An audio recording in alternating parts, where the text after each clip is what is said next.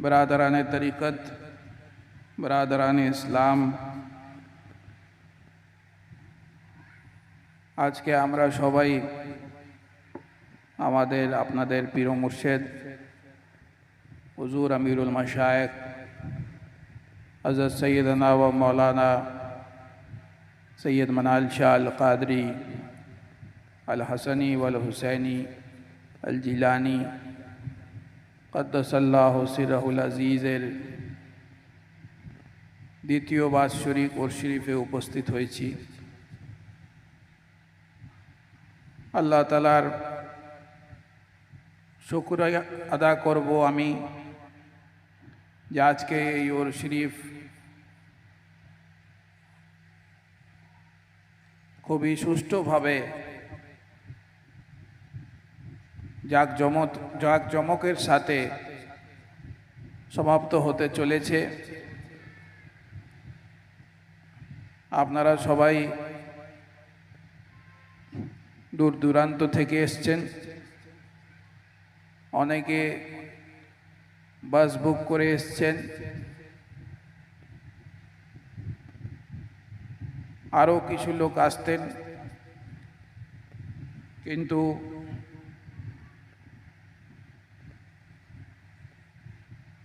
পরিস্থিতি কিছু মুশকিল হওয়ার জন্য তারা আসতে পারেননি।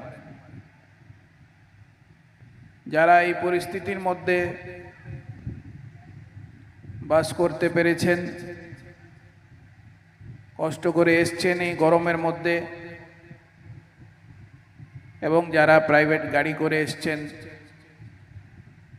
নিজের নিজের গাড়িতে এসছেন, আমি তাদের সকলকে মোবারকবাদ জানাই যে তাদের পীর ও মুর্শিদের মহব্বত আজকে তাদের এই মজলিসে নিয়ে এসছে। কোরআন শরীফের যে আয়াত আপনাদের সামনে আমি পড়েছিলাম, আল্লাহ তাআলা কোরআন শরীফে ইরশাদ করছেন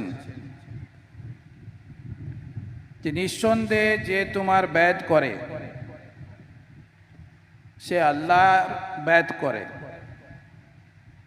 এবং আল্লাহর হাত তাদের হাতের উপরে আছে। এই যে কোরআন শরীফের আয়াত আছে ইয়াদুল্লাহ ফাওকা আইদিহিম, এটা বায়তে রিজওয়ার সম্বন্ধে আয়াত নাজিল হয়েছে। রাসূল পাক সাল্লাল্লাহু আলাইহি ওয়াসাল্লাম কাবা শরীফ যাচ্ছিলেন তাওয়াফ করতে। এরকম সময় কাফেররা বাধা দিয়ে দিল। কুফারে মক্কারা বলল যে আপনাকে আমরা যেতে দিব না। অনেক সাহাবা কেরাম সাথে ছিলেন। তো রাসূল পাক সাল্লাল্লাহু আলাইহি ওয়াসাল্লাম হুদায়বিয়া বলে একটা জায়গা ছিল, সেই জায়গাতে দাঁড়িয়ে গেলেন। কিছু লোক বললেন যে ইয়া রাসূলুল্লাহ আপনি যাবেন না, তারা কিছু ষড়যন্ত্র করতে পারে, আপনি একটা প্রতিনিধি পাঠান তাদের কাছে। তো রাসূল পাক সাল্লাল্লাহু আলাইহি ওয়াসাল্লাম হযরত ওসমানকে পাঠালেন। তো তিনি গেলেন, রাসূল পাকের যে পায়গাম আছে সেটা নিয়ে পৌঁছালেন আর বললেন যে আল্লাহ রাসূল সাল্লাল্লাহু আলাইহি ওয়াসাল্লাম আমাকে প্রতিনিধি করে পাঠিয়েছেন। তিনি বলেছেন যে আমি কোনো যুদ্ধ করতে যাচ্ছি না, সেখানে আমি কাবা শরীফের তাওয়াফ করতে চাইছি। তারা বলল যে আমরা তাওয়াফ করতে দিব না। কিন্তু যেহেতু তিনি ওখানে পৌঁছে গেছিলেন, তো তারা বললেন যে আপনি তাওয়াফ করে নিতে পারেন। কিন্তু দেখুন ওনার ইমানি জজবা, হযরত উসমানের ইমানি জজবা দেখুন। তিনি বললেন রাসূলুল্লাহ সাল্লাল্লাহু আলাইহি ওয়াসাল্লাম তাওয়াফ করেননি, আমি ওনার আগে কি করে তাওয়াফ করতে পারি, আমিও তাওয়াফ করব না। তিনিও তাওয়াফ করলেন না। এইদিকে রাসূল পাক পর্যন্ত খবর পৌঁছালো হুদায়বিয়াতে, একদিকে কাবা মক্কা, একদিকে হুদায়বিয়া, অনেক দূর। খবর ছড়ালো যে হযরত উসমান শহীদ হয়ে গেছেন। রাসূল পাক সাল্লাল্লাহু আলাইহি ওয়াসাল্লাম একটা গাছের নিচে সাহাবায়ে কেরামদের কাছ থেকে বায়াত নিলেন যে যদি যুদ্ধ হয় কি তোমরা আমার সাথে ইসলামের জন্য জান দিবার জন্য প্রস্তুত আছো? তারা বললেন যে আমরা প্রস্তুত আছি। সবাই বায়াত নিলেন রাসূল পাক সাল্লাল্লাহু আলাইহি ওয়াসাল্লামের হাত মোবারক। রাসূল পাক সাল্লাল্লাহু আলাইহি ওয়াসাল্লাম নিজের ডান হাতকে দেখালেন আর বললেন যে এটা আমার হাত আছে, আর বাঁ হাত তুলে দেখালেন, বললেন এটা উসমানের হাত আছে, আমি এখান থেকেই উসমানের বায়াত নিচ্ছি নিজের হাতে, বলে হযরত উসমানের বায়াত সেখানেই নিলেন। মানে এই খবর যে ছড়িয়েছিল উনি শহীদ হয়ে গেছেন, সেটাকে রাসূল পাক সাল্লাল্লাহু আলাইহি ওয়াসাল্লাম নিকুচ করে দিলেন। আল্লাহ তাআলা সুসংবাদ দিলেন রাসূল পাক সাল্লাল্লাহু আলাইহি ওয়াসাল্লামকে, যারা এই বায়াতে রিজওয়া নিয়েছে, আপনার হাতে বায়াত নিয়ে ওয়াদা করেছে, তাদেরকে আমি জান্নাতের বাশারাত আতা করছি। জান্নাতের সুসংবাদ শুনিয়ে দিলেন, সব জান্নাতি আছেন। তো ব্রাদারানে ইসলাম, বায়াত একটা এমন গুরুত্বপূর্ণ জিনিস আছে যেটা রাসূল পাক সাল্লাল্লাহু আলাইহি ওয়াসাল্লামের সুন্নাত আছে। কখনো রাসূল পাক যুদ্ধের জন্য বায়াত নিয়েছেন, কখন রাসূল পাক শরীয়তে চলার জন্য বায়াত নিয়েছেন সাহাবায়ে কেরামদের হাতে, যে তোমরা দ্বীনে মুহাম্মাদের উপরে চলবে, একে পালন করবে। এভাবে বিভিন্ন সময়ে বিভিন্ন তরিকায় রাসূল পাক সাল্লাল্লাহু আলাইহি ওয়াসাল্লাম কারণে বায়াত নিয়েছেন। তো বায়াত করা সুন্নতে রাসূল আছে। যারা পীর আছেন, যারা সিলসিলার পীর ও মুর্শিদ আছেন, তারাও বায়াত নেন। এটাকে বলে বায়াতে তরিকত। যখন এক মুরিদ বায়াত হয়, সে একটা রুহানি কেতারের মধ্যে শামিল হয়ে যায়, যার আখরি কোনা যে হয়, আখরি সেরা, সেটা কুদরতে ইলাহির হাতে হয়। এই মুরিদ হওয়াকে কোনো সাধারণ জিনিস মনে করবেন না ভাই, এটা একটা রুহানি ব্যাপার আছে। আজকে এই জন্য আমি এই কথা বলছি আপনাদেরকে, কেন আপনারা যে পীর ও মুর্শিদের কাছে বায়াত নিয়েছেন, আজকে তারই ওর শরীফে আপনারা উপস্থিত হয়েছেন। যখন একটা মানুষ একা দিনের রাস্তায় হাঁটতে যায়, চলার চেষ্টা করে, তো শয়তান ওকে বিভিন্নভাবে বিভ্রান্ত করার চেষ্টা করে, গুমরাহ করে দেয়, তার মধ্যে ইবাদতের অহংকার নিয়ে আসে। আল্লাহ তাআলা অহংকার পছন্দ করেন না। আবা ওয়াস্তাকবারা ওয়া কানা মিনাল কাফিরিন, ইবলিস কি করেছিল? ইবলিস দুনিয়ার এমন কোনো জায়গা ছিল না যেখানে সে সেজদা করেনি, কিন্তু তাকাব্বুর, অহংকার করলো, কানা মিনাল কাফিরিন, কাফের হয়ে গেল। আল্লাহ তাআলা বললেন যে তুমি আমার দরবার থেকে বেরিয়ে যাও, মরদুদে বারগাহে ইলাহি হয়ে গেল ইবলিস। অথচ সে এমন কোনো জায়গা ছিল না দুনিয়াতে যেখানে সে আল্লাহর ইবাদত করেনি, সেজদা করেনি। একটা অহংকার তাকে ধ্বংস করে দিল, শেষ করে দিল। কিয়ামত পর্যন্ত, কিয়ামতের পর পর্যন্ত লানাতের তখ তার গলায় আল্লাহ তাআলা পরিয়ে দিয়েছেন। সে জাহান্নামে যাবে, এবং সেই জাহান্নামে যাবার কারণ হচ্ছে তার অহংকার। তো শয়তান এই চেষ্টা করে যে আমি নিজের সাথে আরো লোকদেরকে জাহান্নামে নিয়ে যাই, তাদের মনেও অহংকার ঢুকিয়ে দিই। কেউ ব্যক্তি 5 ওয়াক্ত নামাজ পড়ছে, তার মধ্যে শয়তান অহংকার ঢুকিয়ে দিয়েছে যে আমি তো অনেক ইবাদত গুজার আছি। কেউ হজ করে এসছে, তার মধ্যে শয়তান অহংকার ঢুকিয়ে দিয়েছে, মানুষ আমাকে যেন হাজি সাহেব বলে, মানুষ আমাকে সম্মান করে। কেউ যাকাত দিচ্ছে, লোকদেরকে দেখিয়ে মাইক লাগিয়ে, এইসব জিনিস শহরে অনেক বেশি হয়, গ্রামে একটু কম হয়, কিন্তু আজকালকার দিনে গ্রামেও এগুলো হচ্ছে। মাইক লাগিয়ে কম্বল পাড়ছে, মাইক লাগিয়ে পয়সা দিচ্ছে। সদকা দেবার এমন হুকুম আছে যে ডান হাত থেকে যদি সদকা দাও, বাঁ হাতকে যেন খবর না হয়। কিন্তু মানুষ কিভাবে করছে? এভাবে মানুষ দেখিয়ে, লোক দেখিয়ে যদি ইবাদত করে, তো এটা রিয়াকারি বলে। রিয়াকারিও শিরকে খাফি আছে, এটাও লুকানো শিরক আছে। কেন আপনি ইবাদত আল্লাহর জন্য করছেন না, আপনি মানুষকে দেখাবার জন্য করছেন, যেন মানুষ খুশি হয়, মানুষ আপনার সম্মান করে। ব্রাদারানে ইসলাম, মুরিদ হওয়া কি আছে? মুরিদ হওয়া নিজেকে মিটিয়ে দেওয়া হয়, নিজেকে বিলীন করে দেওয়া হয়। যখন একজন মুরিদ পীরের হাতে, মুর্শিদের হাতে নিজেকে মিটিয়ে দেয়, তো মুর্শিদ একটা আয়নার মতন হয়, যেই আয়নাতে মুরিদ নিজের চেহারাকে দেখতে পায়। পীরানে পীর দস্তগীর হযরত গৌসুল আজম তিনি ইরশাদ করেছেন, পীরের নিজের মুরিদের উপরে এমন অধিকার আছে যেমন একটা মাইয়াতকে যে গোসল করায় তার অধিকার আছে মাইয়াতের উপরে। মানে যেমন চায় সে মাইয়াতকে ঘুরিয়ে দেয়, ডান পাশে ঘুরায়, বাঁ পাশে ঘুরায়, মাইয়াত কিচ্ছু করতে পারে না। যে গোসল করায় তার পুরো কন্ট্রোলে থাকে মাইয়াত, মানে মৃতদেহ যেটা আছে। তো পীরের হাতে মুরিদ এমনই হওয়া উচিত, এটা হুজুর গৌস পাকের ফরমান আছে।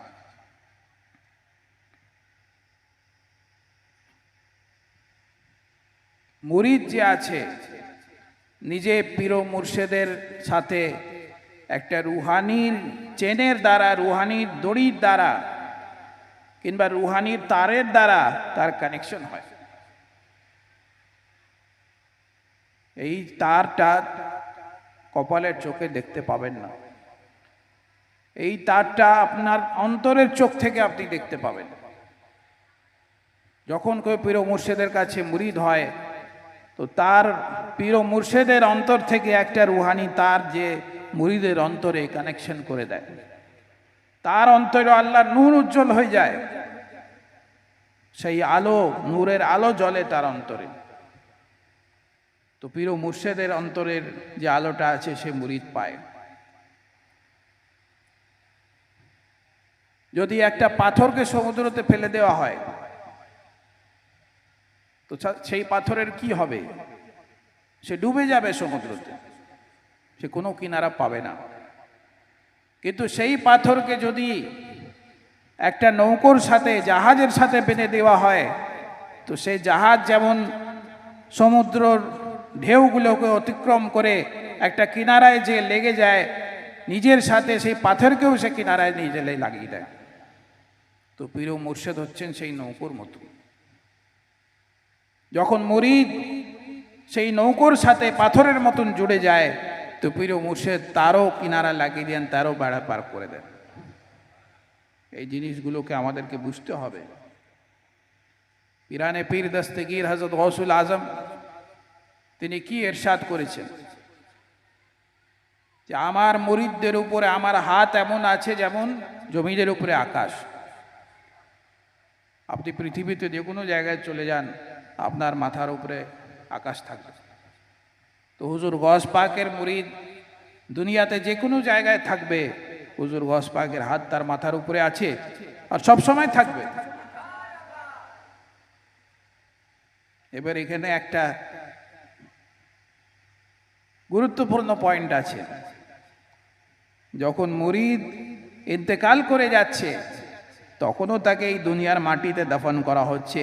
তার মানে হুজুর গৌস পাকের হাত সেই মুরিদের উপরে তখনও আছে যখন সে কবরের মধ্যে থাকবে। ব্রাদারান ইসলাম,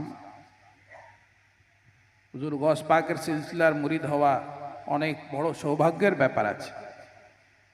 এটা কোনো সাধারণ ব্যাপার নেই। যারা কিয়ামত পর্যন্ত গৌস পাকের মুরিদ হবে, আল্লাহ তাআলা একটা লিস্ট তৈরি করে দিয়েছেন। সেই লিস্টে নাম আছে যে কিয়ামত পর্যন্ত গৌস পাকের সিলসিলায় কে কে মুরিদ হবে, সবার নাম লেখা আছে।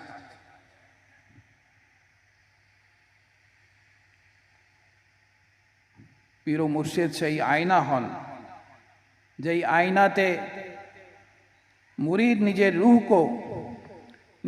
রূহকে আল্লাহর নূরের কাবিল বানায়, আল্লাহর নূরকে জজ্ব করার, আল্লাহর নূরকে নিজের অন্তরে আনার কাবিল বানায়, উপযুক্ত বানায়।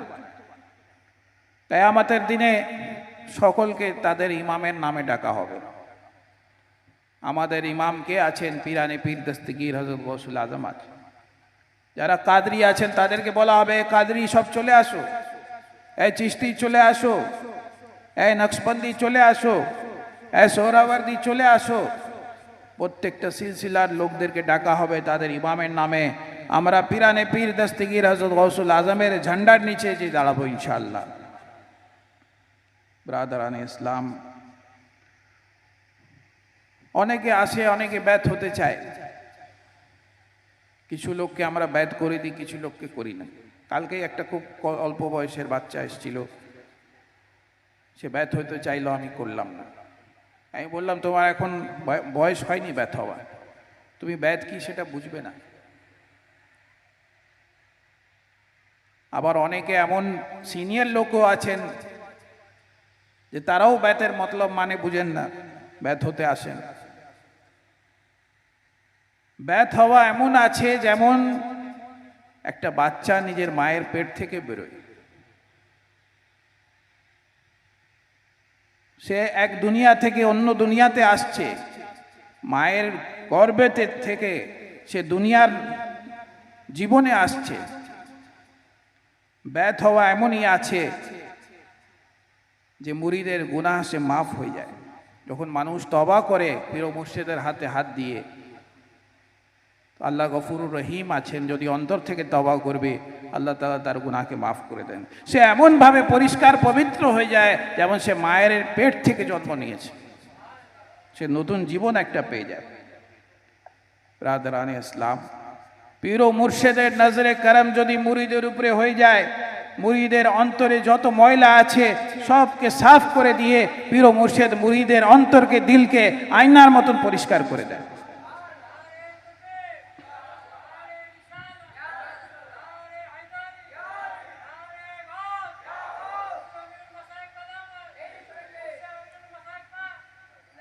ব্রাদারানে ইসলাম, ব্যাত হবার উদ্দেশ্য কি আছে? ব্যাত হবার আসল উদ্দেশ্য হচ্ছে যে মুরিদ যে আছে নিজেকে পুরোপুরি পীর ও মুর্শিদের উপরে বিলীন করে দেয়, মিটিয়ে দেয়, ফানা করে দেয়, এবং মুর্শিদের তালিমের উপরে নিজের জীবনকে একদম ঢেলে নেয়। যখন মুরিদ এভাবে আমল করে তো সে মুরিদ থেকে মুরাদ হয়ে যায়, সে বা মুরাদ হয়ে যায়। সে আল্লাহর নূরকে দেখতে পায় নিজের অন্তরের মধ্যে। অনেক বড় মাকাম আছে। ব্রাদারানে ইসলাম, হুজুর গৌস পাকের ইরশাদ আছে, যে ব্যক্তি নিজের মুরিদের সাথে, যে ব্যক্তি নিজের পীরের সাথে জুড়ে যায়, তার মধ্যে এমন রুহানি তাকত এসে যায়, তার পিছনে তার সিলসিলার তাকত থাকে, তার পীর ও মুর্শিদের তাকত থাকে। যদি কেউ গৌস পাকের সিলসিলায় মুরিদ হয় তো তার পীর ও মুর্শিদ তার পিছনে থাকেন এবং হুজুর গৌস পাকের শক্তি তার পিছনে কাজ করে। ব্রাদারানি ইসলাম, হুজুর গৌস পাকের মুরিদের মাকাম আপনাদেরকে বলছিলাম। গৌস পাক ইরশাদ করেছেন, আমি যদি পূর্বতে থাকি, আমার মুরিদ পশ্চিমে থাকে, কিংবা আমি পশ্চিমে থাকি, আমার মুরিদ পূর্বতে থাকে, তার যদি পর্দা উঠে যায় তো আমি পূর্ব থেকে পশ্চিমে সঙ্গে সঙ্গে তাকে সাহায্য করে তার ইজ্জতকে বাঁচিয়ে নেব, তার পর্দাকে ঢেকে দেব। হুজুর গৌস পাক বলেছেন, যদি কেউ ব্যক্তি জঙ্গলে চলে যায়, জঙ্গলে যে অসহায় হয়ে যায়, কোনো সাহায্য না পায়, তখন যদি আমাকে ইয়াদ করে কিংবা মুসিবতের মধ্যে ইয়াদ করে তো ইনশাআল্লাহ আমি তার সাহায্য করব। এবার মানুষ বলতে পারে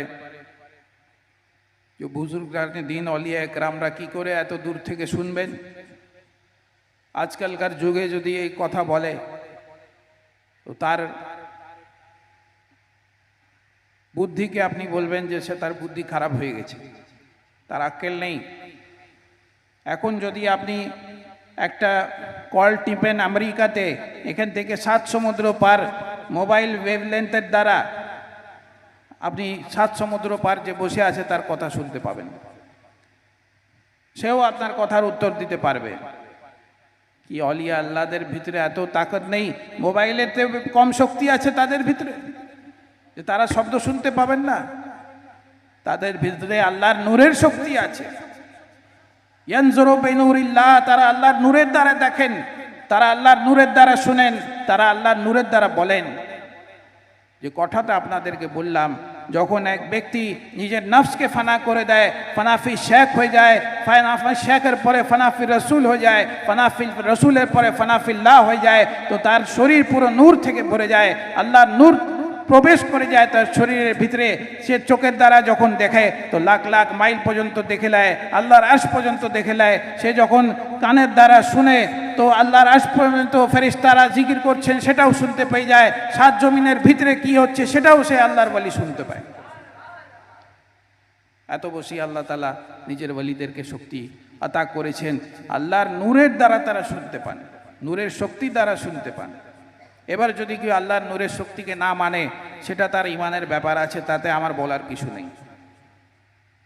কিন্তু আমরা যেটা মানি সেটা হচ্ছে ওয়ালি আল্লাহরা আল্লাহর নূরের শক্তির দ্বারা শুনতে পান, দেখতে পান, বলতে পারেন, হাজার হাজার কোটি কোটি মাইল দূরের কথা শুনতে পান, জিনিস দেখতে পান, এবং তারা যা বলেন দূর দূর পর্যন্ত পৌঁছে যায়। ব্রাদারানে ইসলাম, এটা আমাদেরকে বুঝতে হবে। সুফিবাদের উদ্দেশ্য কি আছে, যে মানুষকে বুঝতে হবে যে আমাকে কেন আল্লাহ তাআলা দুনিয়াতে পাঠিয়েছে, আমার দুনিয়াতে আসার উদ্দেশ্য কি আছে। অনেক লোক বলেন যে আমি মুরিদ হয়েছি, কিন্তু আমার মধ্যে কোনো রুহানি তাকাত আমি অনুভব করতে পারছি না। কিছু কিছু লোকের শিকায়েত থাকে। এর কারণ কি আছে? মুর্শিদের সোহবতে যে তালিম তাকে দেওয়া হয়েছে, তার উপরে যতক্ষণ না সে আমল করবে, সে কোনোদিন এই জিনিসটা অনুভব করতে পারবে না। মুর্শিদ যে তালিম দিয়েছেন, পীর মুর্শিদ যে আমল দিয়েছেন করতে, এমন কোন মুরিদ হতে পারে না আমাদের হুজুর পাকের কিংবা আমার, যাকে আমরা কোনো ওয়াজিফা পড়তে দিইনি মুরিদ হবার পরে। প্রত্যেক মুরিদকে ওয়াজিফা দিয়ে পড়ার জন্য, নামাজের পাবন্দির কথা বলি, এটা তো হলো প্রথম ধাপ। প্রথম ধাপই মানুষ অতিক্রম করতে পারে না, তো দ্বিতীয় ধাপের দিকে যাব কি করে? তো যখন এই আমলগুলোর উপরে মুরিদ কাজ করে, তখন তার অন্তরে একটা পরিবর্তন হয়।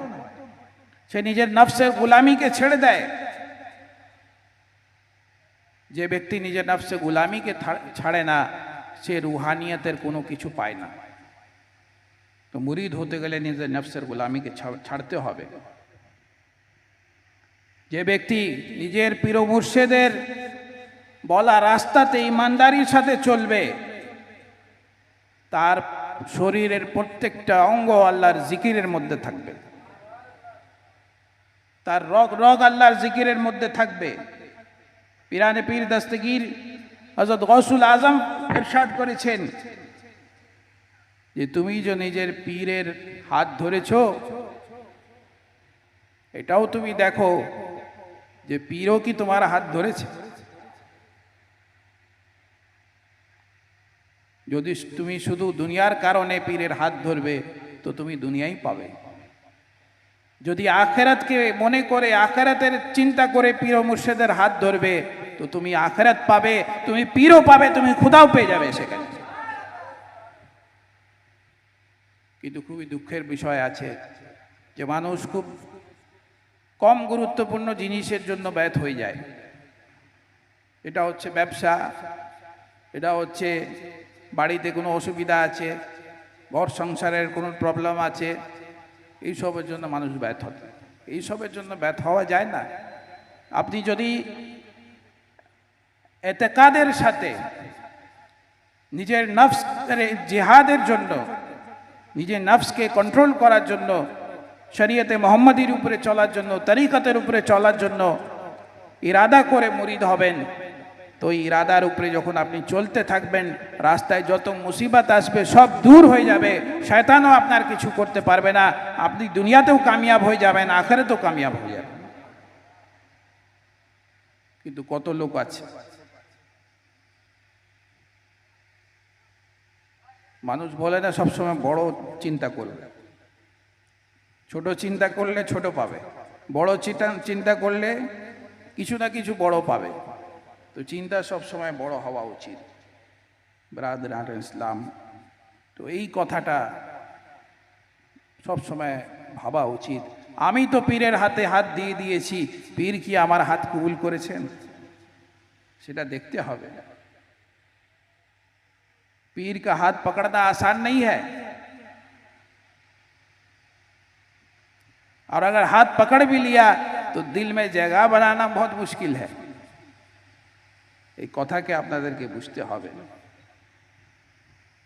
পীরের অন্তরে জায়গা তখনই আপনি বানাতে পারবেন, পীর ও মুর্শিদের অন্তরে, যখন আপনি রাজি বরজায়ে পীর হয়ে যাবেন, যেটা পীরের ইচ্ছা সেটাই আমার ইচ্ছা। এটাকে বলে ফানাফি শেখ, এটাকেই বলে ফানাফি শেখ। অনেক লোক বলেন যে আমি পীর থেকে ফেজ পাচ্ছি না। এখানে চিন্তা করতে হবে যে কি আমার বাসন পরিষ্কার আছে,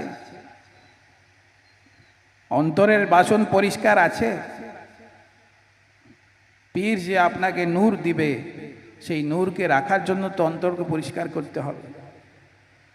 যদি কেউ মিথ্যে বলে, যদি কেউ অহংকার করে, যদি কেউ খারাপ পথে থাকে, তো কি করে তার মধ্যে নূর আসবে? সে তো কোনোদিন কামিয়াব হতে পারবে না।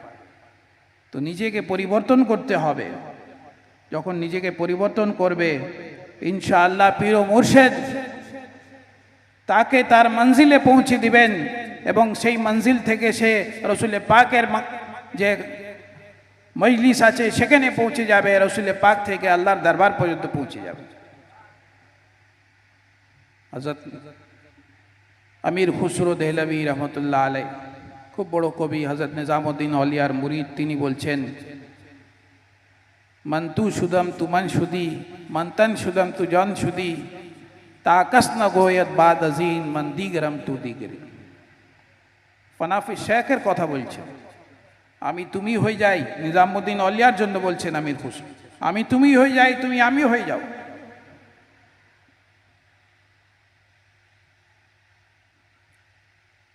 আমাদেরকে দেখার পরে কেউ এমন না বলে যে আমি আলাদা আছি আর তুমি আলাদা আছো। ফানাফি শেখের মাকাম আছে।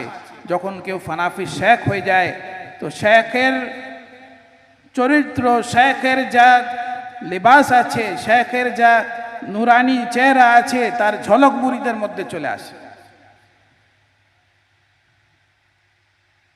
মানুষ দেখে বুঝতে পারে না ইনি শেখ আছেন না ইনি মুরিদ আছেন। মানুষ যখন নিজের আয়নাতে ছবি দেখে, তো নিজের ছবি তো পীর ও মুর্শিদের ছবি দেখা যায়। এটা হচ্ছে ফানাফি শেখের মাকাম। ব্রাদারান ইসলাম, আজকে আপনারা পীর ও মুর্শিদের ওর শরীফে হাজির হয়েছেন। এই জন্য আমি পীর ও মুর্শিদের আর মুরিদের কি তাল্লুক আছে, কি কানেকশন আছে, সেই কথাগুলো আপনাদেরকে বলছি। কেন আপনাদেরকে এটা জানা দরকার। অনেকে এইগুলো জানেন না যে পীর ও মুর্শিদের মাকাম কি আছে। ফানাফি শেখ যদি কেউ না হয়, সে কোনো দিন এই রুহানি সফরে কামিয়াব হতে পারবে না। ফানাফি শেখ পীর ও মুর্শিদের উপরে ফানা হয়ে যাওয়া, যে কথা আপনাদেরকে বললাম, যেটা পীর ও মুর্শিদের মর্জি সেটাই আমার মর্জি, এটাকে বলে ফানাফি শেখ। তখন পীর ও মুর্শিদ তাকে সেই তরিকতের রাস্তায় চলান। শয়তান তাকে গুমরাহ করার চেষ্টা করে। পীর ও মুর্শিদ যদি হাজার হাজার মাইল দূরে থাকেন, সেখান থেকে রুহানি ফেজের দ্বারা তার সাহায্য করেন, মুরিদকে বাঁচিয়ে নেন এবং তাকে নিয়ে আরো এগিয়ে চলে যান এই তরিকতের রাস্তায়, ফানাফির রসুল করে দেন, ফানাফিল্লাহ করে দেন। হযরত আমির খুসরো দেহলভীর উদাহরণ দিলাম। তিনি কি বলছেন, সব যাই কে মনবুদম বেহর সুরক সে বিসমিল মুদ, সব যাই কে মনবুদম মোহাম্মদ শম্মে महफिल বুদ, সব যাই কে মনবুদম খুদা খুদ মীরে महफिल বুদ, সব যাই কে মনবুদম। হযরত আমির খুসরো বলছেন যে গত রাত্রে আমি একটা এমন মেহফিলে ছিলাম যেখানে এমনভাবে দিওয়ানা হয়ে তড়পাচ্ছে লোকরা, যেমন মুরগিকে কেটে দিয়ে ছেড়ে দেওয়া হয় এরকম করে চারদিকে সব লোকরা তড়পাচ্ছে। এমন মেহফিলে আমি ছিলাম। মোহাম্মদ সামনে মেহফিল ছিলেন, মোহাম্মদ সাল্লাল্লাহু আলাইহি ওয়াসাল্লাম সেই মেহফিলে নূর ছিলেন, সেই মেহফিলে আলো ছিলেন। খুদা খুদ মিরে মেহফিল বুধ, আল্লাহ তাআলা সেই মেহফিলে উপস্থিত ছিলেন যেই মেহফিলে আমি গত রাত্রে উপস্থিত ছিলাম। কে পৌঁছালেন ওনাকে সেই মেহফিলে? হযরত নিজামুদ্দিন আউলিয়া পৌঁছালেন। নিজামুদ্দিন আউলিয়ার সঙ্গে হযরত আমির খুসরোর এমন রিলেশন ছিল যে কথা আপনাদেরকে মুখতাসারে বলছি। একবার এই বাঙ্গালের মাটিতে আমির খুসরো এসছেন। উনি তো রাজাদের সাথে ঘুরতে থাকতেন, 13টা রাজার তিনি রাজত্ব দেখেছেন। এত বড় কবি ছিলেন উনি ফার্সি ভাষার। আমরা ওনার ফার্সি ভাষার কবিতাগুলো পড়াই, যেগুলো সব সুফিবাদের কবিতা আছে। এখানে এসছেন, হঠাৎ করে বলছেন যে আমার পীরের খুশবু আসছে, আমার পীরের সুগন্ধ আসছে। চারদিকে তাকাচ্ছেন, তারপরে দেখলেন যে একটা লোক দূর থেকে হাঁটতে হাঁটতে আসছে আর তার মাথায় দুটো জুতো আছে। ছুটে তার কাছে গেলেন, জিজ্ঞেস করলেন তুমি কোথায় থেকে আসছো? সেই লোক বলছে যে আমি হযরত নিজামুদ্দিন আউলিয়ার দরবার দিল্লি থেকে আসছি। তিনি বললেন তোমার কাছে আমার পীর মুর্শিদের কি আছে? সে বলল আমার মাথায় যে জুতোটা আছে এটা নিজামুদ্দিন আউলিয়ার আছে। হযরত আমির খুসরো বললেন তুমি আমাকে এই জুতো দিয়ে দাও, আমি কিনে নেব তোমার কাছ থেকে। সেই লোক বলল আমি কেন দিব আপনাকে, আমি অত দূর থেকে দিল্লি থেকে বাঙ্গালে এসছি, বাংলার মাটিতে ওনার কাছ থেকে নিয়ে এসছি এত দূর থেকে, আমি আপনাকে কেন দিব? তিনি বললেন তুমি যা নিতে চাও টাকা পয়সা নিয়ে নাও, আমার কাছে যা আছে আমি সব তোমাকে দিয়ে দিব, তুমি আমাকে এই দুটো জুতো দিয়ে দাও আমার পীর মুর্শিদের। হযরত আমির খুসরো দেহলভি বইয়ে লেখা আছে যে ওই যুগের 7 লাখ টাকা সেই লোকটাকে দিয়ে হযরত নিজামুদ্দিন আউলিয়ার জুতো নিয়ে মাথায় করে দিল্লিতে পৌঁছালেন। হযরত নিজামুদ্দিন আউলিয়া দরজাতে যখন ঢুকছেন আমির খুসরো দেহলভি দেখে হাসলেন আর বললেন খুসরো তুমি আবার জুতা খুব সস্তাতে নিয়ে নিয়েছো। এটা হচ্ছে পীর মুর্শিদের মোহব্বত। পীর মুর্শিদের জুতোর খুশবু পেয়ে গেলেন আর 7 লাখ টাকা দিয়ে কিনলেন সেই জুতোটাকে। আল্লাহ তাআলা কত বড় মাকাম আতা করেছেন। যারা দিল্লিতে গেছেন তারা জানেন যে নিজামুদ্দিন আউলিয়ার মাজার শরীফের পায়ের দিকে আমির খুসরোর মাজার শরীফ আছে। যাকে নিজামুদ্দিন আউলিয়ার মাজারে যেতে হবে নিয়ম হচ্ছে যে হযরত আমির খুসরোর মাজারে আগে ফাতিহা পড়তে হবে, তারপরে বড় মাজারে নিজামুদ্দিন আউলিয়ার মাজার শরীফে যে এসে ফাতিহা পড়বে, দোয়া চাইবে। কত বড় মাকাম আল্লাহ তাআলা ওনাকে আতা করলেন। হযরত নিজামুদ্দিন আউলিয়া বলছেন কিয়ামতের দিনে আল্লাহ তাআলা যদি আমাকে জিজ্ঞেস করবে যে এ নিজামুদ্দিন তুমি কি এনেছো দুনিয়া থেকে, আমি বলবো আমি আমির খুসরোকে এনেছি। ব্রাদারান ইসলাম, এ হচ্ছে ফানাফি শেখ। এমন ফানা হয়ে গেলেন যে নিজামুদ্দিন আউলিয়া তাকে রসুলের পাকের দরবারে পৌঁছে দিলেন। রসুলের পাকের দরবার থেকে সে ফানাফিল্লাহ হয়ে আল্লাহ তাআলাকে পেয়ে গেলেন। এ হচ্ছে মাকাম। পীর মুর্শিদের সাথে মুরিদের যে সম্বন্ধ আছে সেটা শুধু এই দুনিয়া পর্যন্ত সীমিত নাই, এই দুনিয়া থেকে ওই দুনিয়া পর্যন্ত আছে। যে কথা আপনাদেরকে বললাম, অনেক মুরিদ এমন আছেন যারা পীর মুর্শিদের আমাদের হুজুরের জিয়ারত পেয়েছেন ওনার বিসালের পরে, মুসিবতের মধ্যে থেকেছেন। রাত্রে স্বপ্নতে দেখছেন যে পীর মুর্শিদ স্বপ্নতে এসে হাজির আছেন আর বলছেন তোমার কোনো চিন্তা নাই, তোমার সব মুসিবত দূর হয়ে যাবে।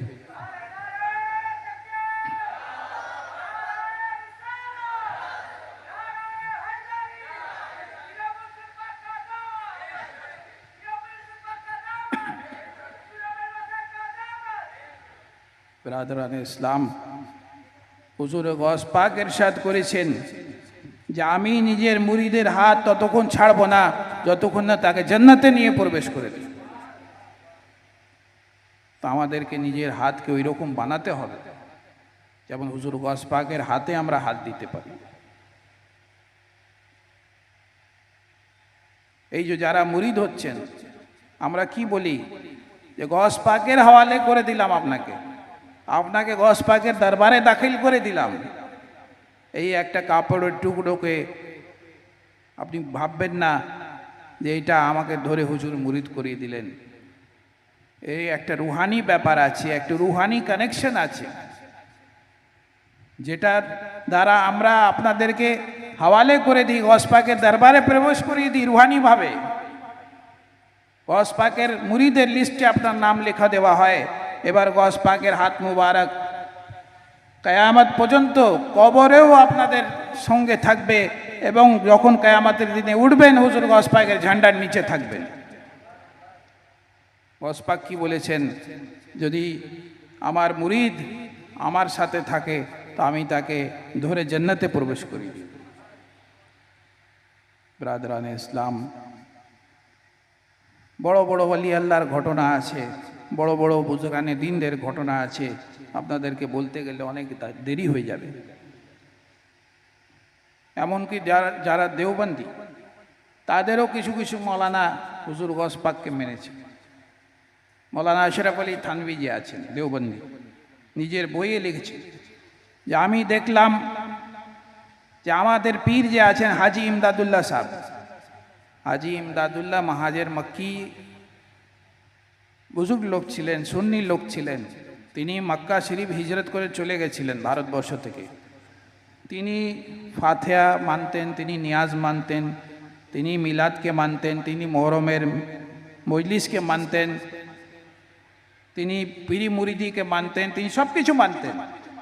কিন্তু ওনার যে পরবর্তীকালে যারা এলেন ওনার মুরিদরা, তারা এইসব কিছু মানলেন না, নিজের পীরের তরিকাকে ছেড়ে দিলেন। তো বলছেন মৌলানা আশরাফ আলী থানভী যে আমি আফাজাত ইয়মিয়াতে লিখেছেন যে আমি স্বপ্নতে দেখলাম আমার পীরের মাজারের দেওয়ালের মধ্যে লেখা আছে সগে দরবারে জিলা শ চুখাহি কুরবে রব্বানি। যদি তুমি আল্লাহর নিকটম হতে চাও, নৈকট্য লাভ করতে চাও, তো গস পাকের দরবারের কুকুর হয়ে যাও। কেবর শেরা শরফ দারদ সগে দরবারে জিলানি, কে গস পাকের দরবারের কুকুরও বাঘের চেয়ে বেশি ক্ষমতা রাখে। একজন দেওবন্দি লিখছেন নিজের বইয়ের মধ্যে। তা আমরা তো গস পাককে মাননেওয়ালা আছি, আমাদেরকে কত গস পাককে মানা উচিত। এই যে আমরা কবরের মধ্যে লিখে দিই হুজুর গস পাকের ইসমাজম পাক লিখে দিই, কালমা শরীফ লিখে দিই, কিছু লোক ভাবতে পারে, আপনারাও দেখেছেন আমাদের পীর মুর্শিদের যখন বিশাল শরীফ হয়েছিল লিখে দেওয়া হয়েছিল ভিতরে, লোক ভাবতে পারে এইগুলো কি আছে। তো এইগুলো তো অন্যরাও বলছে কবরের দেওয়ালের মধ্যে লেখা আছে। তো বুজুর্গানে দ্বীনরা এরকম কাজ করেছেন, কালমা শরীফ লিখেছেন। অনেক জায়গায় কি বলবো, বেশিরভাগ জায়গায় যে সিলসিলা অথেন্টিক আছে তাদের একটা সেজরা হয়, সে কাদরি হোক, চিশতি হোক, সোহরাওয়ার্দী হোক, নকশবন্দি হোক, তাদের একটা সেজরা হয়। সেই সেজরাটা তারা যখন মুরিদ ইন্তেকাল করে যায় তার কবরে একটা তাক করে কিংবা তার শরীরে কফনের ভিতরে তারা দিয়ে দেন। এটা একটা সানাদ হয়। এটা শুধু আমাদের তরিকার মধ্যে নেই, এটা চিশতিয়াদেরও আছে, এটা সোহরাওয়ার্দিয়াদের আছে, নকশবন্দিয়াদের আছে, সব সিলসিলার তরিকার মধ্যে আছে। তো বলার উদ্দেশ্য হচ্ছে যে তরিকত কি আছে এটাকে বুঝতে হবে। এই আল্লাহর রাস্তায় প্রথম ধাপ, প্রথম সিঁড়ি হচ্ছেন পীর ও মুর্শেদ, পীরে কামেল। তো পীরে কামেল যে আছেন ওনাকে আপনি যদি মজবুতির সাথে ধরবেন, ইনশাআল্লাহ আপনি দিন ও দুনিয়া দুটোতেই কামিয়াব হয়ে যান। আর আমাদেরকে ভয় কিসের আছে?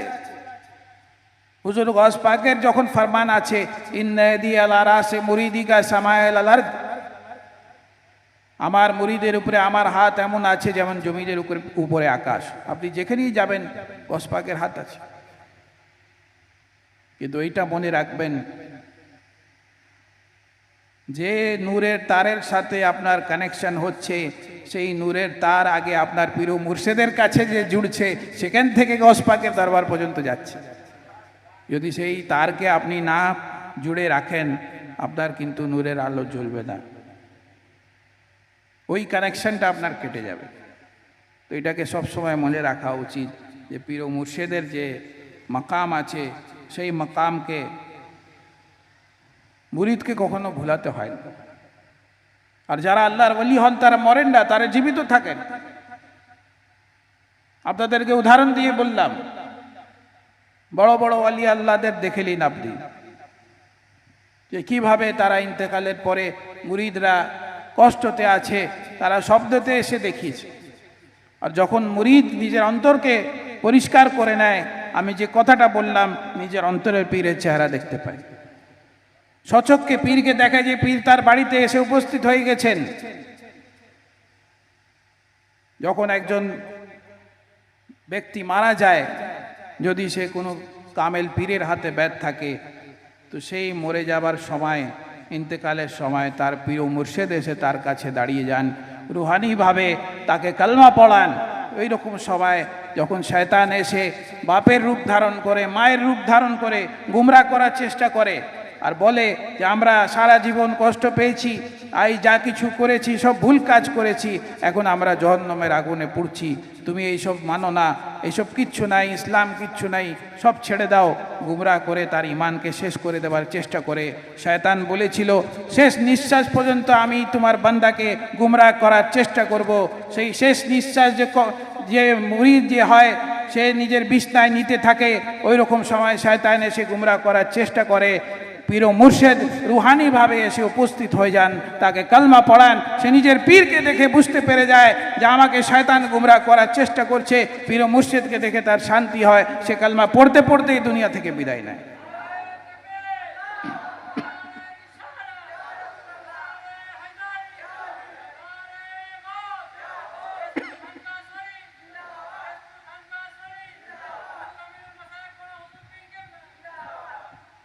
ব্রাদারানে ইসলাম, একজন বুজুর্গ বলেছেন, একদার গির ও মহকম গির, একটা দুয়ারকে ধরো, মজবুতির সাথে ধরো, কোনোদিন গুমরাহ হবে না। তা আপনারা যে পীর ও মুর্শেদের দরবারকে ধরেছেন, পীর ও মুর্শেদের চৌখটকে ধরেছেন, এটাকে কোনোদিন ছাড়বেন না। যতই বিপদ আসুক, যতই পরেশানি আসুক, ইনশাআল্লাহ সব পরেশানি দূর হয়ে যাবে। যখন একটা ব্যক্তি নিজের পীর ও মুর্শেদকে দেখে, আপনাকে উদাহরণ দিয়ে বললাম, মৃত্যুর সময় দেখছে যে পীর ও মুর্শেদ এসে দাঁড়িয়ে আছেন, তো দুনিয়ার বিপদ কি আছে? সব থেকে বড় তো বিপদের সময় ওইটাই, যখন মানুষ নিজের জান দিচ্ছে, তার জান বেরোচ্ছে, দুনিয়া থেকে যাচ্ছে, শেষ মুহূর্ত তার, যখন তার মাথা কাজ করে না, এরকম সময় শয়তান যদি এসে গুমরাহ করে দেয়, তার পুরো জীবনের ইবাদত নষ্ট হয়ে যাবে। ওই রকম সময় যদি পীর ও মুর্শেদ সাহায্য করেন, তখন কি দুনিয়ার মুসিবতে আপনারা সাহায্য পাবেন না? অবশ্যই পাবেন। যে নিজের পীর ও মুর্শেদকে অন্তর থেকে ইয়াদ করবেন, পীর ও মুর্শেদ তার সাহায্য করবেন। আমাদের মাঝি হুজুরের একটা ঘটনা বলে শুধু আমি শেষ করে দেব। আমাদের হুজুর পাকের 2004 সালে যখন ওনার হার্টের বাইপাস হচ্ছিল, তো সবাই খুবই ঘাবড়েছিলেন, চিন্তিত ছিলেন যে কি হবে। হুজুর গয়েস পাকের কারাম বলবো ওনার উপরে, ওনাকেও গায়েবী ইশারা হলো যে তুমি করিয়ে নাও অপারেশন। তা একদিকে অপারেশন হচ্ছে, একদিকে আম্মাজান বাড়িতে বসে ইবাদত করছেন, গস পাকের ওজিফা পড়ছেন। এরকম সময় ওনার চোখ একটু বন্ধ হলো, উনি দেখলেন যে উনি গস পাকের দরবারে ওনার মাজার শরীফের ভিতরে বসে আছেন, আর পুরো মাজার শরীফ নূর থেকে মামুর হয়ে গেছে, নূর থেকে ভরে গেছে। হঠাৎ করে ওনার চোখ খুলল, আর উনি আশ্চর্য হয়ে গেলেন। তারপরে আমরা জিজ্ঞেস করলাম যে কি হয়েছে।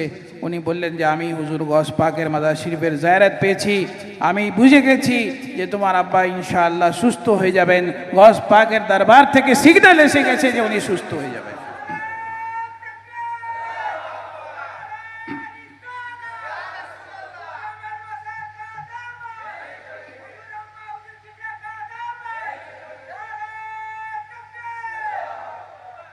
তো ব্রাদারানে ইসলাম, আপনাদের যদি কোনো অসুবিধা হয়, কোনো পরেশানি হয়, আপনারা নিজের প্রিয় মুর্শেদকে ইয়াদ করবেন। ইনশাআল্লাহ পীর ও মুর্শেদও যদি সাহায্য করেন, আল্লাহর হুকুম থেকে করেন। এখানে একটা কথা বুঝিয়ে দিলে পরিষ্কার হয়ে যাবে। মানুষ যে এইসব শিরক ফিরকের কথা বলে, প্রথমত রসুলে পাক সাল্লাল্লাহু আলাইহি সাল্লাম বলেছেন যে আমার উম্মত সমবেতভাবে শিরক করবে না। যদি অন্যদের কথা মেনে নেওয়া হয়, যে মানুষ কোনো মাজারে যাচ্ছে শিরক হয়ে যাচ্ছে, কারোর কাছ থেকে দোয়া চেয়ে নিচ্ছে শিরক হয়ে যাচ্ছে, তো সব মুসলমান মুশরিক হয়ে যাবে। মুসলমানের অধিকাংশ পীরি মুরিদিকে মানেন, মাজারে যান, কোনো না কোনোভাবে কোনো সিলসিলা থেকে, কোনো বুজুর্গ থেকে জড়িত আছেন তারা, কিন্তু আসলে তাই নয়। এই যে কথাটা বলা হয় যে কোনো বুজুর্গের কাছে যে চাইলে শিরক হয়ে যাবে, শিরক তখনই হবে আপনি যখন সেই বুজুর্গকে আল্লাহ ভেবে চাইবেন, কিংবা ভাববেন যে ইনি নিজের শক্তির দ্বারা আমাকে আতা করবেন। আল্লাহর শক্তি আলাদা আছে, ইনার শক্তি আলাদা আছে, তখন শিরক হয়ে যাবে। যখন আপনি এই ইরাদা, এই আকীদা রাখবেন যে আল্লাহর ওলি আল্লাহর হুকুমের দ্বারা, আল্লাহর ইচ্ছার দ্বারা, আল্লাহর আতার দ্বারা, আল্লাহর যে আদেশের দ্বারা উনি আমার সাহায্য করবেন, আল্লাহ ওনাকে ক্ষমতা আতা করেছে, তো কোনোদিন শিরক হবে না। এটা তৌহিদ আছে, এই কথাকে মনে রাখবেন। এটাই হচ্ছে তফাৎ। মানুষেরা ভুলভাল বুঝিয়ে দিচ্ছে এখন। তো আমাদের পীর মুর্শেদ আমাদেরকে এই কথা শিখিয়েছিলেন। সাধারণ সাধারণ উদাহরণ দিয়ে তিনি আমাদেরকে বুঝাতেন। যে পেহেলওয়ানদের উদাহরণ দিয়ে বলতেন যে পেহেলওয়ান আছে, বড় বড় পেহেলওয়ানের নাম নিয়ে বলতেন, যে ওর সাথে লড়তো তাকে সে হারিয়ে দিত, পরাজিত করে দিত। সব থেকে শক্তিশালী মানুষ। তা আপনি যদি ওর শক্তি, আপনি এটা ভেবেলেন ওর নিজস্ব শক্তি ওকে কেউ দেয়নি, তবে তো শিরকি হবে। আপনি যদি এই বিশ্বাস রাখেন সে তো একটা মানুষ, আল্লাহই তো তাকে শক্তি দিয়েছে, তাহলে কেন শিরক হবে? আপনি ডাক্তারের কাছে যাচ্ছেন চিকিৎসা করাতে, ডাক্তার আপনাকে ওষুধ দিল, আপনি সুস্থ হয়ে গেলেন, আপনি তো ডক্টরকে আল্লাহ মনে করেন না। আপনি ডক্টরের ওষুধ খেয়ে বলেন আল্লাহ আমাকে সুস্থ করে দিয়েছে, কেন? ডাক্তার একটা মাধ্যম আছে। অনেক সময় ডাক্তারের ওষুধ খেলে মানুষ সুস্থ হয় না। তো যা কিছু হয় আল্লাহর ইচ্ছা থেকে হয়। আপনি উকিলের কাছে যান নিজের মামলা নিয়ে, সব থেকে বড় বিচারক তো আল্লাহ তাআলা আছে। কোনো উকিল কোনো জাজের কাছে কেন যাবেন? এই জন্য আপনি যান যে আপনি এই কথা মনে করেন যে আল্লাহ তাআলা একে বিচার করার ক্ষমতা আতা করেছেন, আল্লাহ তাআলা একে আইনের জ্ঞান আতা করেছেন। আমি যদি এর কাছে যে বিচার চাইবো, আল্লাহ চাইলে আমি কামিয়াব হয়ে যাব, আমি বিচার পেয়ে যাব। আল্লাহ তাআলা ওকে মাধ্যম বানিয়ে আপনার বিচার করিয়ে দিবেন, আপনাকে কামিয়াব করে দিবেন। তো পীর ও মুর্শেদও এরকমই একটা মাধ্যম আছেন, ওইরকমই একটা ওসিলা আছেন আল্লাহর নিকট পৌঁছাবার জন্য। পীর ও মুর্শেদের ওসিলা আমরা ধরি। পীর ও মুর্শেদের ওসিলা ধরা এটা মানে নাই যে আমি পীর ও মুর্শেদের ইবাদত করছি। পীর ও মুর্শেদ আমাকে আল্লাহর ইবাদতের তরিকা বলবেন, আমাকে আল্লাহর নিকট পৌঁছাবেন এবং ফানাফিল্লাহ করাবেন। এটা হচ্ছে পীর ও মুর্শেদের আসল উদ্দেশ্য। তো যারা আপনারা দূর দূরান্ত থেকে এসছেন, আজকে আমি আর সময় নিব না, শুধু এইটুকুই বলবো যে আপনারা বিশ্বাস রাখবেন আর পীর ও মুর্শেদকে ইয়াদ করবেন। আপনারা যদি এখানে না আসতে পারেন, আপনারা নিজের বাড়িতে বসে ওনাকে মনে করবেন, ইনশাআল্লাহ আমার বিশ্বাস আছে যে আপনি ওনার জিয়ারত পেয়ে যাবেন। অনেকেই পেয়েছে, আপনিও পাবেন। যা অসুবিধা থাকবে সেই অসুবিধাও আপনার দূর হয়ে যাবে। আজকে আপনি পীর ও মুর্শেদের দরবারে মাজারে এসছেন, আপনারা এসে দোয়া চান এখান থেকে, ওনার ওসিলার চান আল্লাহর কাছে যে আমার পীর ও মুর্শেদের ওসিলায় আল্লাহ তাআলা যেন এই কাজ আমার হয়ে যায়, এই পরেশানি যেন দূর হয়ে যায়। ইনশাআল্লাহ আল্লাহ গফুর রহিম আছেন, ইলতিজা কবুল করবেন। আর আমি আবার শেষে আপনাদেরকে অনেক মুবারকবাদ দিব যে আপনারা আজকে এই পরিস্থিতির মধ্যে নিজের পীর ও মুর্শেদের মাজার শরীফে এসে উপস্থিত হতে পেরেছেন। এটা আপনাদের অনেক বড় সৌভাগ্য আছে যে আপনারা ইরাদা করেছেন। ইরাদা করলে, চেষ্টা করলে আল্লাহ কামিয়াব করে দেয়।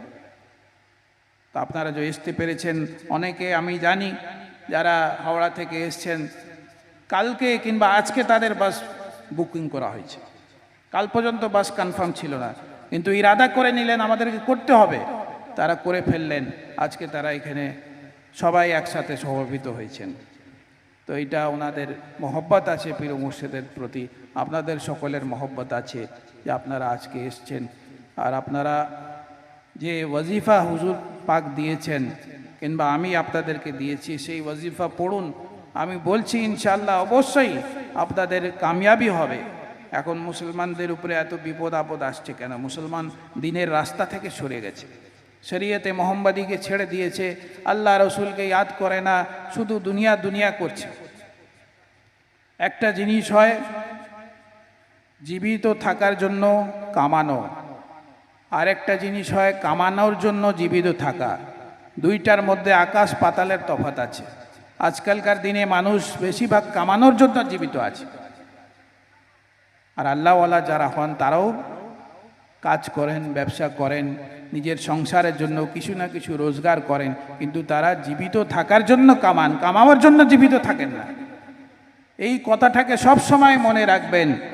যতই আপনি কামিয়ে নেন, কোটি টাকা, লাখ টাকা যতই আপনি কামিয়ে নেন, আপনি যা কিছু কামাবেন সব এখানে ছেড়ে যেতে হবে। আপনার আল অলাদ ভোগ করবে, হিসাব আপনাকে দিতে হবে। আপনি খালি হাত যাবেন, একটা পয়সার কয়েন আপনার হাতে থাকবে না। এটাই হচ্ছে বাস্তবতা। দুনিয়ার যত মানুষ গেছে সবার সাথে এটাই হয়েছে, আপনার আমার সবার সাথে এটাই হবে।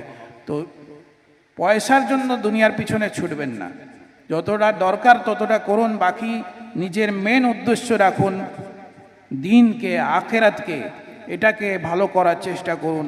এটা যদি আপনার কামিয়াব হয় তো দুনিয়ার দৌলত কি আছে, আল্লাহ তাআলা আখেরাতের দৌলতে আপনাকে মালামাল করে দিবে, সোনা চাঁদির ঘর তৈরি করে দিবে জান্নাতে। আল্লাহ তাআলা আপনাকে এমন নেমত আতা করবে যেটা মানুষের চোখ দেখেনি, যেটা মানুষ জানে না, যেটা মানুষ কখনো শুনেনি। এমন এমন নেমত আপনাকে আতা করবে জান্নাতে, আখেরাতে। আর আহলে বাইতে পাকের দামান ধরে থাকুন ইনশাআল্লাহ। আহলে বাইতে পাকের দামান ধরে থাকলে দুনিয়ার আখেরাতে কামিয়াবি আছে। রসুল পাক বলেছেন, আমি তোমাদের মাঝে দুইটা ভারী জিনিস ছেড়ে যাচ্ছি। তিরমিজি শরীফের হাদিস। একটা হচ্ছে কোরআন, আর একটা হচ্ছে আহলে বাইত। যদি তোমরা এটা মজবুতির সাথে ধরে থাকবে কোনোদিন গুমরা হবে না। তো কোরআন আর আহলে বাইতকে ধরে থাকুন। অনেকে বলে কোরআন আর সুন্নাত, তা আমি তাদেরকে বলি কোরআন আর সুন্নাতও যদি বলেন তো আহলে বাইত কি সুন্নাতের খিলাফ কাজ করেছেন? আপনি যদি আহলে বাইতকে মানবেন তো সুন্নাতের উপরে আমাল অটোমেটিক হয়ে যাবে আপনার। তো রসুল পাকের এই হাদিস শরীফকে আমরা যারা পীরপন্থী আছে খুব বেশি মানি, এর উপরে আমল করার চেষ্টা করি যে কোরআন আর আহলে বাইতকে ধরে থাকবেন। কোরআন শরীফ পড়ুন, কোরআন শরীফ পড়লে আপনার বাড়ি থেকে বালা মুসিবত দূর হবে। কোরআন শরীফকে বুঝার চেষ্টা করুন আল্লাহ তাআলা কি বলেছেন। এই যে বিপদ আপদ আসছে, কোরআন শরীফে সবার সমাধান দেওয়া আছে। কোরআন শরীফের সমস্ত জিনিসের দোয়া দেওয়া আছে। আপনি মুসিবতের সময় যদি এটাকে পড়েন আল্লাহ তাআলা গায়েবী সাহায্য করবে আপনার। কিন্তু মানুষ জানে না। রসুল পাক সেই কোরআন শরীফের আয়াতগুলোকে তুলে তুলে সাহাবায়ে কেরামদেরকে দিতেন, তুমি এটা পড়ো, তুমি এটা পড়ো, বিপদে আছো এটা পড়ো, ইনশাআল্লাহ আল্লাহ সাহায্য করবে। কিন্তু মানুষ তো সেই দোয়াই জানে না আজকাল, যে কী দোয়া পড়তে হবে। তো কোরআন শরীফ পড়ুন, তার মধ্যে সমস্ত জিনিসের শিফা আছে, দিন দুনিয়ার সমস্ত মুসিবতের হাল আছে ইনশাআল্লাহ। যদি আপনি সৎ পথে থাকবেন দুনিয়ার কোনো শক্তি আপনার কিচ্ছু খারাপ করতে পারবে না, এইটুকু আমি আপনাদেরকে গ্যারেন্টি দিতে পারি। আর আমাদের পীর মুর্শিদের দোয়া আমাদের সাথে আছে। আমরা গস পাকের সিলসিলার মুরিদ আছি। রসুল পাক আহলে বাইতে পাককে আমরা ধরে থাকব, এই কথা আপনাদেরকে বলে আমি শেষ করছি। আপনারা উঠে দাঁড়িয়ে সালাতু সালাম পড়ুন। ইয়া নবী সালাম আলাইকা, ইয়া রাসূল সালাম আলাইকা, ইয়া হাবিব সালাম আল বদরু আলাইনা মিন শানিয়াতিল বিদাই ওয়াজাবা শুকরু আলাইনা মাদা লিল্লাহ হিদাই ইয়া নবী সালাম আলাইকা, ইয়া রাসূল সালাম আলাইকা, ইয়া হাবিব সালাম আলাইকা। सलावतुल्लाह अलैका सदकाए मुश्किल कुशा हो सदकाए आले आबा हो सदकाए गौसुल वरा हो दीनो दुनिया में भला हो या नबी सलाम अलैका या रसूल सलाम अलैका या हबीब सलाम अलैका सलावतुल्लाह अलैका एसेची তোমারি দ্বারে যাব না ছেড়ে এইবারে